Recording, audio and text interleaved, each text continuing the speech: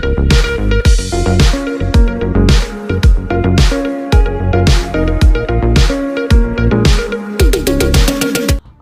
Gyanshakti school of એક્સલન્સમાં summer કેમ્પનું આયોજન કરાયું।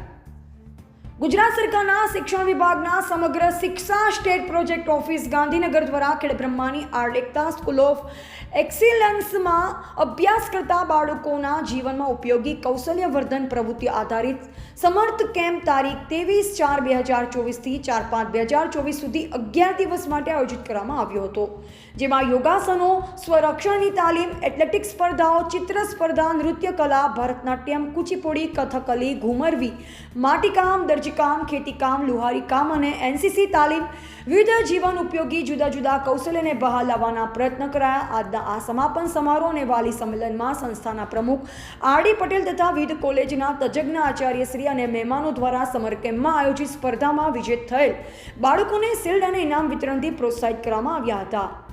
રિપોર્ટર જયેશ ઠાકોર સાથે શૈલેષ પટેલ, જિલ્લા બ્યુરો ચીફ, જેબી ગુજરાત ન્યૂઝ, સાબરકાંઠા।